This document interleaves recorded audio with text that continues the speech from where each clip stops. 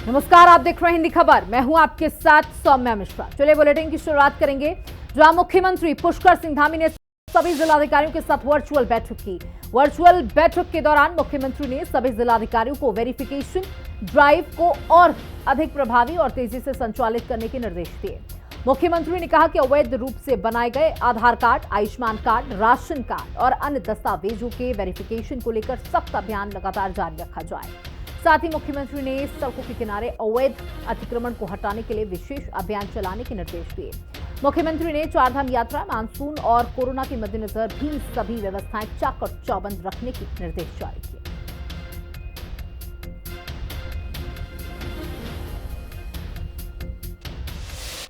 हरिद्वार में करोड़ों के जमीन घोटाले की जांच पूरी हो गई है। बता दें कि जांच अफसर आईएएस रणवीर सिंह चौहान ने अपनी रिपोर्ट शासन को सौंप दी है। इसमें 3 बड़े अधिकारी संदेह के घेरे में आ चुके हैं। अब सरकार को जांच रिपोर्ट के आधार पर जमीन घोटाले पर निर्णय लेना है। वहीं इस पूरे मामले को लेकर कांग्रेस हरिद्वार में 3 जून को बड़ा प्रदर्शन करने जा रही है, जिसके जरिए घोटाले के दोषियों पर बड़ी कार्रवाई के लिए सरकार पर दबाव बनाया जाएगा। रिपोर्ट। हरिद्वार नगर निगम भूमि घोटाले की जांच पूरी। बड़े अफसर फंसे, सरकार को कांग्रेस घेर रही। घोटाले को लेकर कांग्रेस का कड़ा प्रहार। किसके संरक्षण में घोटाला, बताए सरकार। हरिद्वार में नगर निगम के करोड़ों की जमीन घोटाले की जांच पूरी हो गई है। मामले की जांच कर रहे आईएएस रणवीर सिंह चौहान ने अपनी रिपोर्ट शासन को सौंप दी है। इस मामले में 3 बड़े अधिकारी संदेह के घेरे में हैं, जिनमें हरिद्वार डीएम, तत्कालीन नगर आयुक्त और एसडीएम शामिल हैं।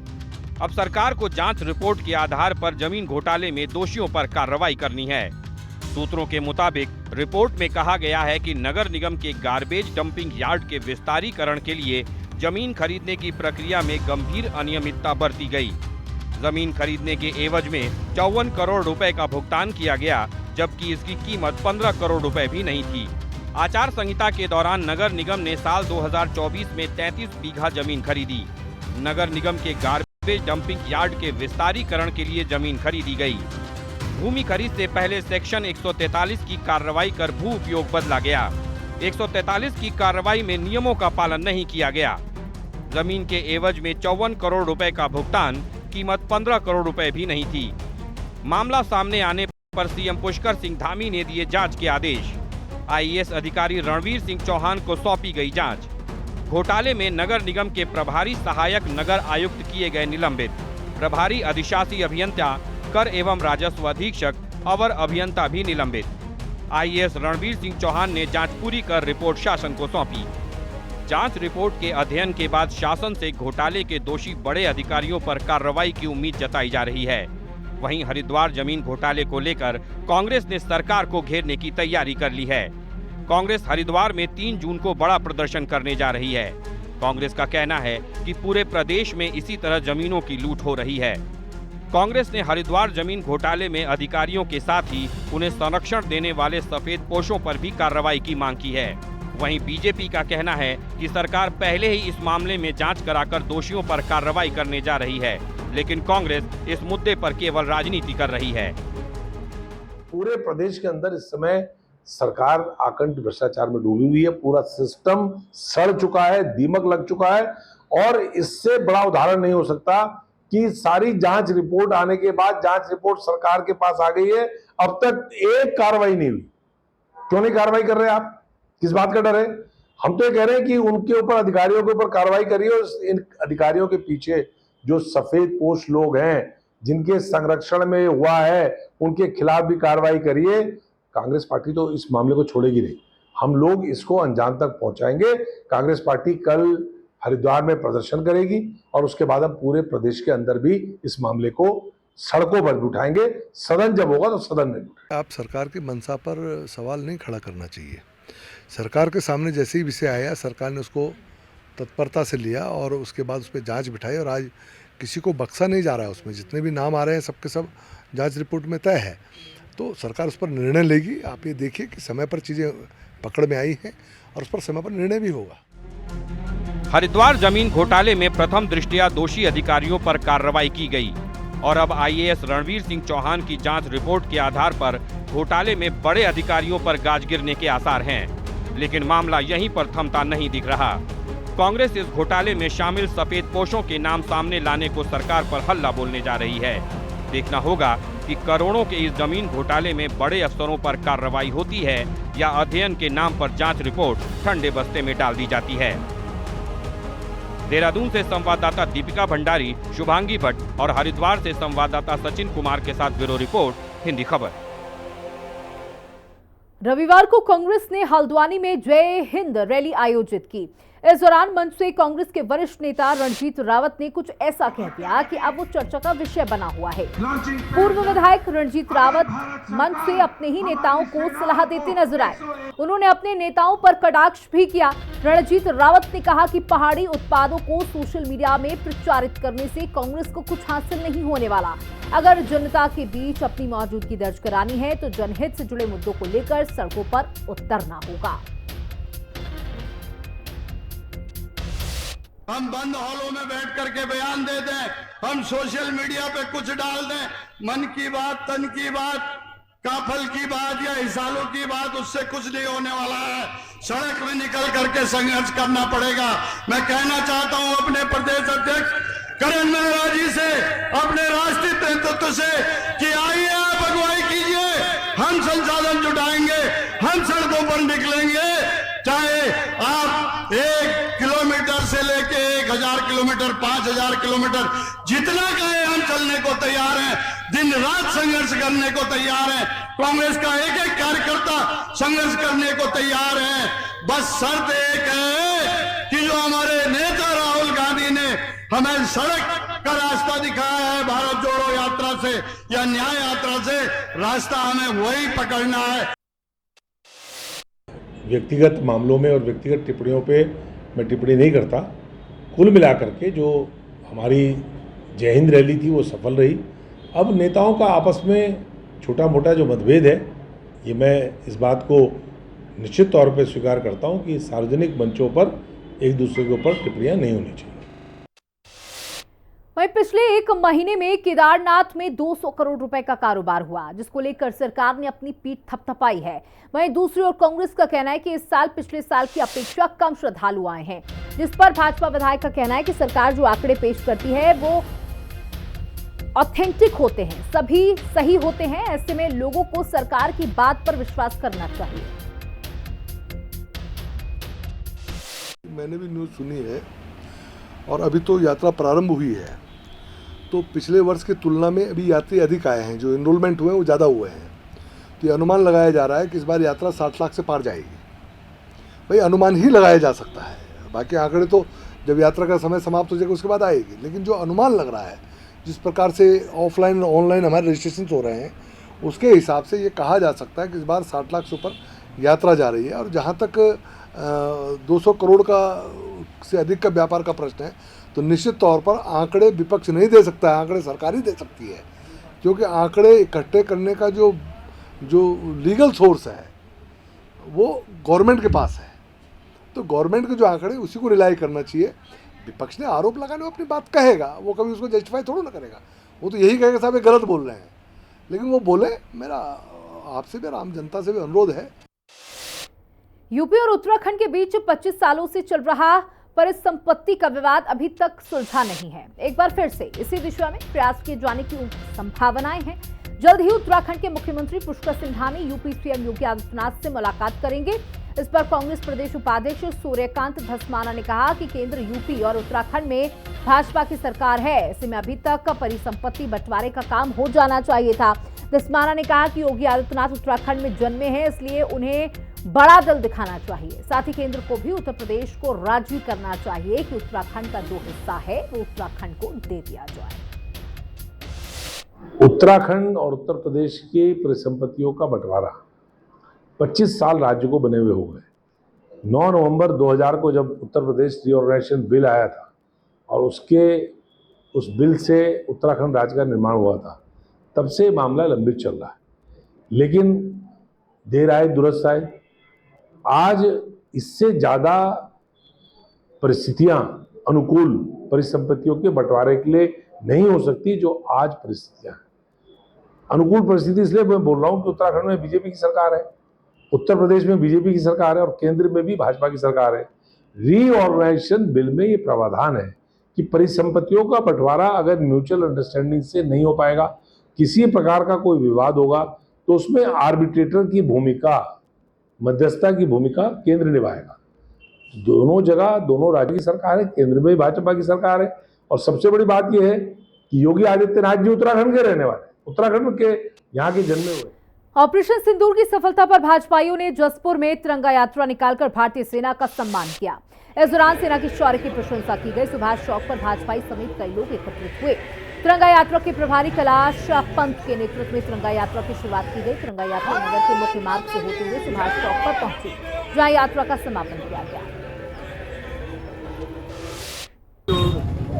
ऑपरेशन सिंदूर हुआ था, उसमें हमने जो हमारे टूरिस्ट गए थे पहलगांव में, आतंकवादियों जो मारा था, उसका बदला हमने पाकिस्तान के अंदर जाके लिया और हमने पूरे देश में नहीं पूरे विश्व को ये संदेश दिया है कि यदि भारत पर कोई खतरा आता है तो वहाँ की जनता एक होती है। और जो हमारा इस देश का प्रतीक चिन्ह है, जो आन बान शान तिरंगा है, और इस तिरंगे के सम्मान में हमने हर जगह यात्रा निकाले, बूथ पर निकाले, नगरों में निकाले। उत्तराखंड ओलंपिक संघ के अध्यक्ष महेश नेगी ने बेरीनाग में पत्रकार वार्ता की और महेश नेगी ने बताया कि प्रदेश सरकार लगातार खेलों को बढ़ावा दे रही है। उत्तराखंड ओलंपिक संघ के अध्यक्ष ने कहा कि ग्रामीण स्तर पर खेल प्रशिक्षकों के माध्यम से खिलाड़ियों को प्रशिक्षण दिया जा रहेगा, साथ ही खेल प्रशिक्षकों को सुविधा दी जाएगी। उन्होंने कहा प्रदेश में राष्ट्रीय खेलों का शानदार आयोजन से खेल सुविधाएं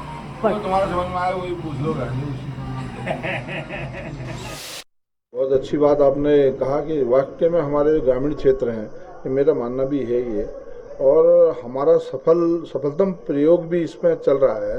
बहुत जगह सफल हम हो भी चुके हैं।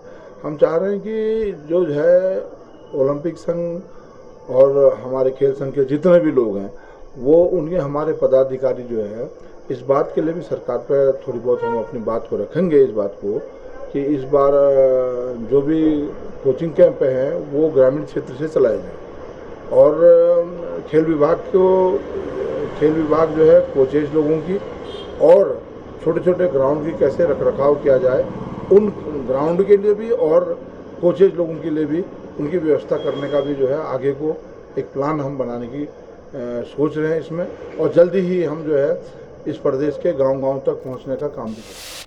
रुड़की में सिंचाई विभाग की भूमि पर सिंचाई अनुसंधान संस्थान की नई बिल्डिंग के पीछे एक काफी पुरानी मजार है, जिसे सैयद तार बाबा मजार के नाम से जाना जाता है। सिंचाई विभाग के फील्ड कर्मचारी महासंघ के प्रदेश अध्यक्ष सतपाल सैनी को इस मजार को अवैध बताया। उन्होंने प्रदेश के मुख्यमंत्री को एक पत्र भेजकर मजार को हटाए जाने की मांग की है। फिलहाल पत्र के आधार पर प्रशासन से मजार के बारे में जानकारी मांगी गई है।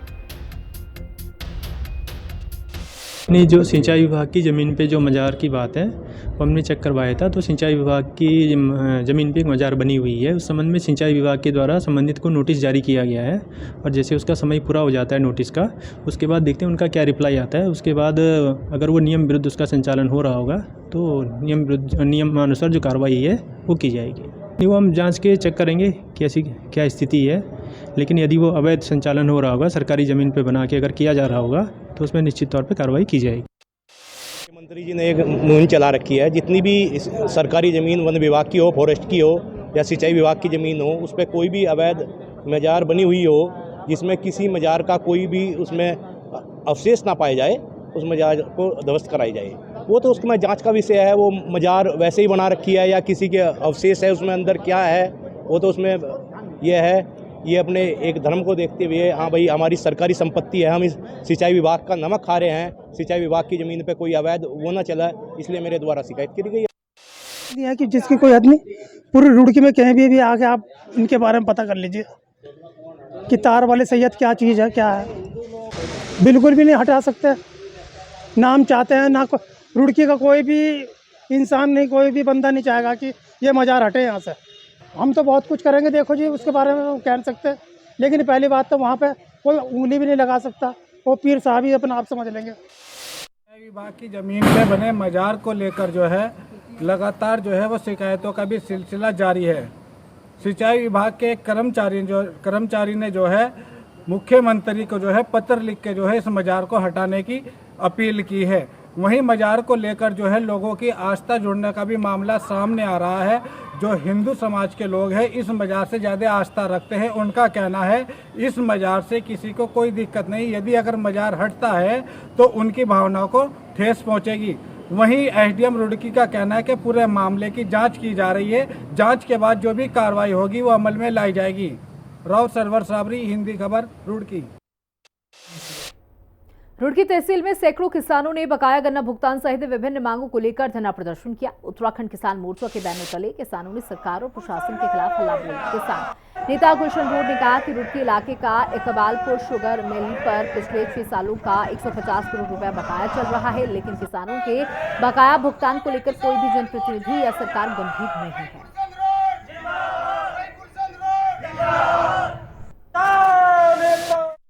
इसमें एक तो इकबालपुर शुगर मिल का 150 करोड़ रुपए के लगभग किसानों का बकाया चला रहा और लगभग 4, 5, 6 साल हो गए और सरकार के कान पर कोई जू नहीं रेंग रही और सरकार किसानों की तरफ कोई ध्यान नहीं कर रही। उत्तर प्रदेश की तर्ज पर किसानों के लिए बिजली मुफ्त करी जा। तहसील के अंदर इतने बुरे हालात हैं, कोई लगाम प्रशासनिक अधिकारियों का अपने कानूनों पर, अपने पटवारी पर, अपने पेशकारों पर किसी प्रकार का अंकुश नहीं रहा। केवल और केवल किसान की फुटबॉल बनाकर उन्होंने इधर से उधर धकेलने का काम कर रहे और आर पार की लड़ाई के लिए आज हम यहाँ बैठ गए। जब तक समाधान सही ढंग से नहीं होगा तब तक यहाँ से किसान हिलेगा नहीं। पिछले 6-7 वर्षों का किसानों का गन्ना बकाया भुगतान आज तक सरकार नहीं करा पाई, लेकिन कोई भी जनप्रतिनिधि किसानों का भुगतान कराने में रुचि नहीं ले रहा। अगर जनप्रतिनिधि, हमारे विधायक और सम्मानित जो सांसद ये रुचि लेते तो मैं नहीं समझता आज तक भुगतान वो किसानों का रुक जाता। ये हमारी सरकार का ही नाकारापन है और हमारे जनप्रतिनिधियों का नाकारापन है, जिसकी वजह से हमारे किसानों का इकबालपुर का वो गन्ना भुगतान नहीं मिल पा रहा। कृषि मंत्री गणेश जोशी टिहरी के बेनाऊ गांव पहुंचे, जहां उन्होंने स्थानीय जनता से संवाद किया और राज्य सरकार की विभिन्न योजनाओं की जानकारी दी। कृषि मंत्री जोशी ने कहा कि उत्तराखंड के गांव अब पर्यटन की दृष्टि से भी महत्वपूर्ण हो रहे हैं। कृषि मंत्री ने ग्रामीणों को भरोसा दिलाया कि सरकार गांवों के विकास के लिए प्रतिबद्ध है। इसके लिए खेती, पर्यटन और स्वरोजगार के क्षेत्रों में नए अवसर उपलब्ध कराए जा रहे हैं। यहाँ पर जो प्राकृतिक हमारे फल हैं, काफल यहाँ पर है, जिसके नाम से इसको काफल गांव रखा गया है। नाशपाती, खुमानी, आलू बुखारा, आड़ू, सारे फल यहाँ पर हैं और बहुत ही सुंदर व रमणीय स्थल है। मैं सबसे अपील करता हूँ देशवासियों से कि आप विदेश न जाकर यहाँ पर जरूर आएँ और एक दिन नहीं, कम से कम 3-4 दिन का प्रोग्राम बनाकर आएँ और यहाँ के इस रमणीय स्थल का आनंद लें। और मैं इस विलेज के स्वामी रमोला जी को विशेष बधाई देता हूं कि आपने बहुत मेहनत के साथ इसको बनाया है। रात में तो यहाँ का दृश्य बहुत ही देखने लायक होता है। आपको मेरी बहुत शुभकामनाएं। टिहरी पुलिस ने 3 शातिर चोरों को गिरफ्तार किया है। ये चोर बिजली की तारों को लोहे के एंगल चोरी करते थे, जिन्हें सीसीटीवी की और मुखबिर की मदद से गिरफ्तार करने में सफलता मिली है। इन चोरों के पास से पुलिस ने चोरी किया हुआ माल भी बरामद किया है।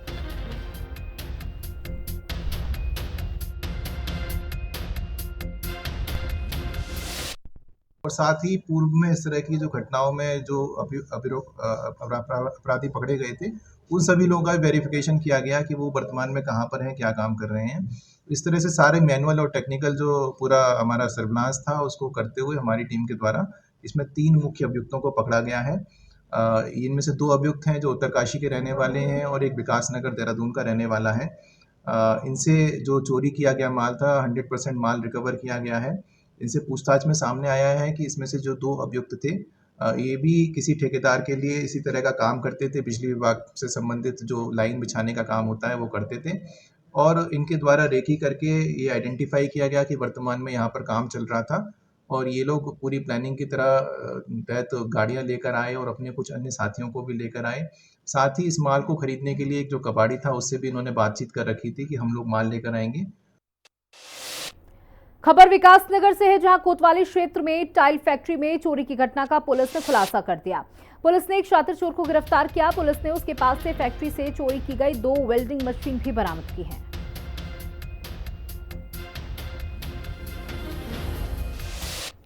सावन के कांवड़ मेले की चुनौतियों से निपटने के लिए हरिद्वार पुलिस ने तैयारियां शुरू कर दी। एसएसपी प्रमेंद्र सिंह डोभाल ने मेला नियंत्रण भवन में जिला पुलिस और सभी थाना प्रभारियों के साथ मीटिंग की। इस दौरान कांवड़ मेले के दौरान आने वाले श्रद्धालुओं की सुविधा, वाहनों के लिए पार्किंग, क्राउड मैनेजमेंट जैसे बिंदुओं पर चर्चा की गई। एसएसपी ने सभी थाना प्रभारियों से अपने अपने क्षेत्र में समय रहते ट्रैफिक मैनेजमेंट की व्यवस्थाएं दुरुस्त करने के निर्देश दिए। कांवड़ मेला के दृष्टिगत एक मीटिंग का आयोजन किया गया था, जिसमें जो आने वाली चुनौतियों के संबंध में, पार्किंग की व्यवस्थाओं के संबंध में और जो लोग यहाँ आ रहे हैं उनको उनकी सुविधाओं को ध्यान में रखते हुए किस तरीके से उत्तराखंड पुलिस अच्छे तरीके से इस कांवड़ को संपन्न कराएगी, उसको लेकर सभी थाना प्रभारियों को सेंसिटाइज किया गया। इसके साथ ही अभी आगामी गंगा दशहरा, निर्जला एकादशी और लॉन्ग वीकेंड पड़ रहा है, उसको भी ध्यान में रखते हुए एक मीटिंग ली गई थी।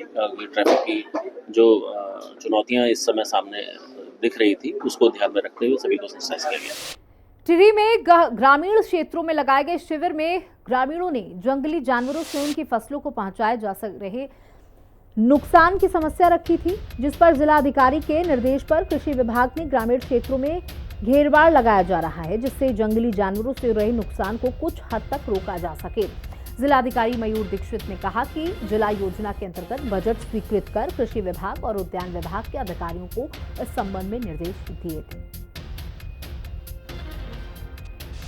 जितने भी गांव में शिविर आयोजित किए हैं, उनमें मुख्य समस्या ग्रामवासियों की तरह बताई गई है कृषकों के द्वारा कि जंगली जानवरों के द्वारा कृषि को नुकसान पहुंचाया जा रहा था। तो इसी क्रम में लास्ट ईयर डिस्ट्रिक्ट प्लान में भी और इस साल भी हमने डिस्ट्रिक्ट प्लान में चेन लिंक फेंसिंग प्रपोज करी है। इसके लिए सब्सटेंशियल बजट हमने उद्यान और कृषि विभाग को दिया है, ताकि वो घेरबाड़ खेतों के आसपास लगाएं, जिससे कि लोगों को उनकी खेती सुरक्षित रहे और पुनः वो जो बंजर हो रखे खेत हैं वहाँ पर खेती शुरू करें। हरिद्वार में बाल विकास विभाग ने आंगनबाड़ी सुपरस्टार कार्यक्रम का आयोजन किया। कार्यक्रम में छोटे बच्चों ने अपनी प्रतिभा का प्रदर्शन किया। ऋषिकुल ऑडिटोरियम में जिले के 13 आंगनबाड़ियों के बच्चों ने डांसिंग, सिंगिंग और योग के कार्यक्रम प्रस्तुत किए। आंगनबाड़ी में पढ़ने वाले बच्चों का आत्मविश्वास बढ़े और उनकी रुचि के अनुसार उनकी प्रतिभा में भी सुधार हो, इस उद्देश्य से कार्यक्रम का आयोजन किया गया।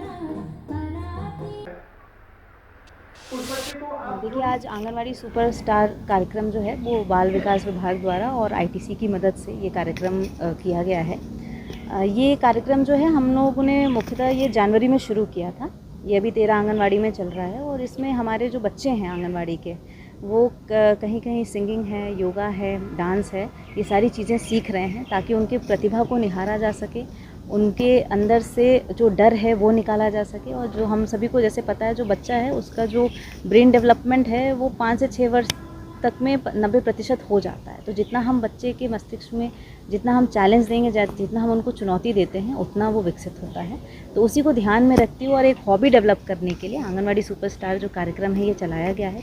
13 आंगनवाड़ी में चल रहा है और इसको अब जो है हम और ज़िले में अन्य ब्लॉक्स में भी एक्सपैंड करेंगे और इसमें और एक्टिविटीज़ भी जोड़ेंगे और इसमें 2-3 महीने बाद फिर एक कॉम्पिटिटिव कार्यक्रम जो है वो लेके आएंगे और समय समय पे कोशिश की जाएगी कि ऐसे प्रोग्राम्स होते रहें ताकि हमारे आंगनवाड़ी के जो बच्चे हैं उनमें भी हॉबी डेवलप हो सके। अपने सीडीओ साहब को धन्यवाद दूंगा कि ये इनका ब्रेन चाइल्ड है और इन्होंने एक ये संकल्पना प्रस्तुत की है कि जो शैक्षणिक अध्ययन होता है वो तो विद्यालयों में हो जाता है, लेकिन जो एक्स्ट्रा करिकुलम एक्टिविटीज़ होती हैं वो सामान्य तौर पर ग्रामीण क्षेत्रों में विद्यालयों में नहीं हो पाता है। और ख़ासतौर पर जो हमारे छोटे बच्चे हैं, आंगनबाड़ी के बच्चे हैं, उनको किस प्रकार से हम लोग जो है गैर शैक्षणिक कार्यक्रमों के साथ जोड़ें, उसी के क्रम में उन बच्चों के अंदर नई नई क्वालिटी विकसित करने के लिए, नए नए गुण विकसित करने के लिए ये एक शुरू किया गया है। और अभी फ़िलहाल ये 13 हमारे आंगनबाड़ी सेंटरों पर चल रहा है और इसमें आईटीसी का भी काफ़ी योगदान है। प्रथम जो उनका संस्था है वो योगदान कर रही है इसके अंदर जो है। तो इन बच्चों का एक आपस में आज कॉम्पिटिटिव यहाँ पर कार्यक्रम रखा गया था, जिसमें बच्चों ने बहुत सारे प्रोग्राम प्रस्तुत किए। और मेन चीज़ ये है कि बहुत छोटे छोटे बच्चे हैं, उनको एक मंच पे लाके खड़ा करना, उनके अंदर एक आत्मविश्वास भरना, एक साहस भरना उनके अंदर जो उनको जीवन में बहुत आगे ले जाएगा। इस उद्देश्य से ये कार्यक्रम प्रस्तुत किया गया है और निश्चित तौर पर इसको भी और आगे बढ़ाया जाएगा, पूरे जनपद में इसको फैलाया। और इसी के साथ इस बुलेटिन में इतना ही। बने रहिएगा हिंदी खबर के साथ। नमस्कार।